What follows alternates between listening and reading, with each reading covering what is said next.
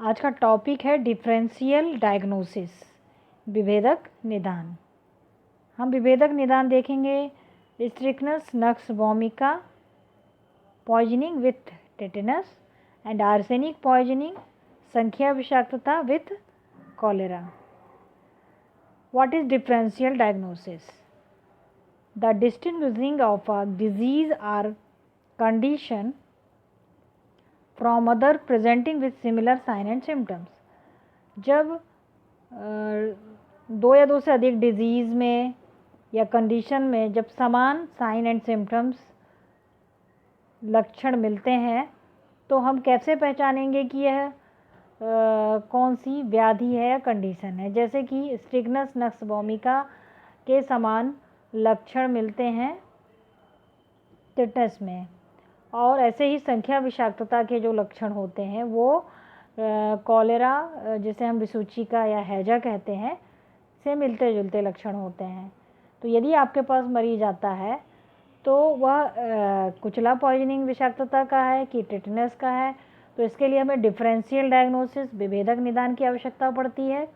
ऐसे ही संख्या पॉइजनिंग में और कॉलेरा में संख्या पॉइजनिंग का केस है या कॉलेरा का केस है तो हमें डिफरेंशियल डायग्नोसिस की आवश्यकता पड़ेगी। Differential diagnosis of strychnos nux vomica with tetanus.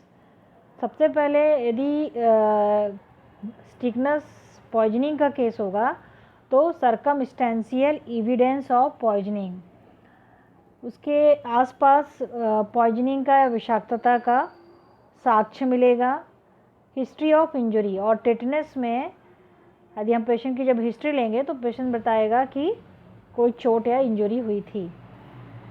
ये पहला डिफरेंशियल डायग्नोसिस हो गया। दूसरा, जो स्ट्रिक्नस नक्स वोमिका होता है इसके लक्षण जो होंगे, क्योंकि पॉइजनिंग का केस है तो सडन ऑनसेट होगा, वो पॉइजन खा लेगा और उसको लक्षण सडन आएंगे।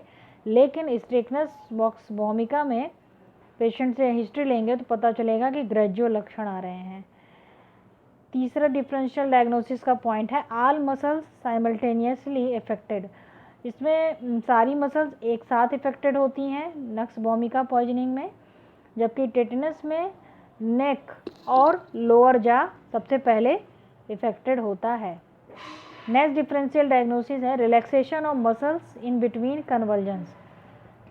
स्ट्रिक्नस पॉइजनिंग के केस में मसल्स कन्वर्जन्स के बीच में रिलैक्स होती हैं, यानी आक्षेप आता है, आक्षेप के बाद मसल्स कुछ देर के लिए रिलैक्स होती हैं। लेकिन स्ट्रिक्नस टेटनस के केस में जो मसल्स की रिजिडिटी है वो स्थिर रहती है। इसके बाद नक्स वोमिका पॉइजनिंग के केस में कुछ ही घंटों में उसकी डेथ हो जाएगी, जबकि टेटनस के केस में डिलेड होगा, डेथ मृत्यु देर से होगी। और लास्ट पॉइंट है केमिकल एनालिसिस कंफर्म्स पॉइजनिंग। यदि हमें कंफर्म करना है कि पॉइजनिंग का केस है तो हमें केमिकल एनालिसिस के लिए भेजना होगा कंटेंट, और टेटनस में हमें बैक्टीरियल एग्जामिनेशन से डिफरेंशियल डायग्नोसिस ऑफ आर्सेनिक संख्या विषाक्तता विथ कॉलेरा।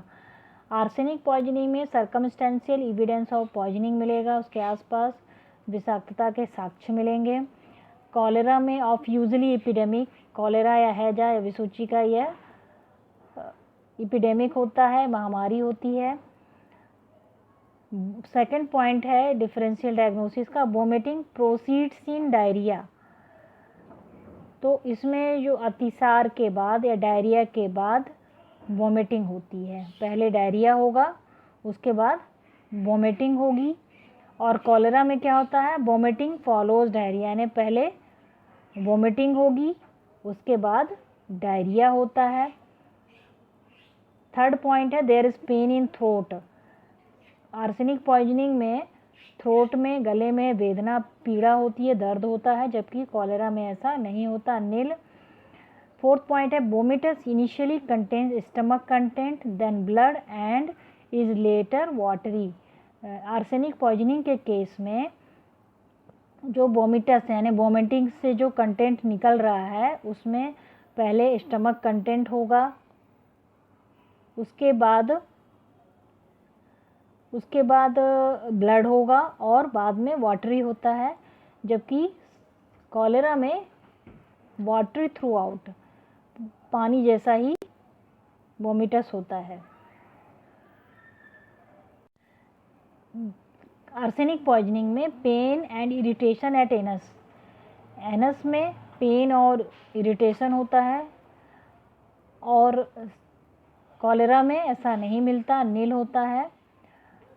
आर्सेनिक पॉइजनिंग में diarrhoea initially contains faecal matter, later blood and it's finally watery. इसमें भी जैसा वोमिटिंग में हो रहा है कि पहले स्टमक कंटेंट फिर ब्लड फिर वाटरी, ऐसे ही डायरिया में भी जो कंटेंट होगा पहले फीकल मैटर होगा, उसके बाद ब्लड आएगा और अंत में वाटरी हो जाता है, जबकि कॉलेरा में वाटरी थ्रू आउट।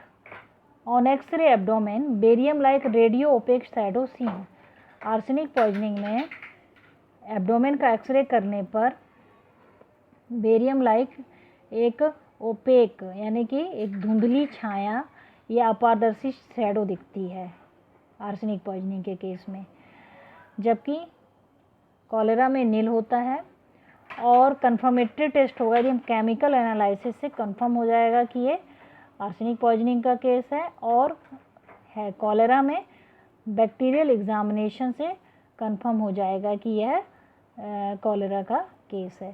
तो इस तरीके से हम डिफरेंशियल डायग्नोसिस कर पाएंगे कुछ पॉइंट्स के बेस पे।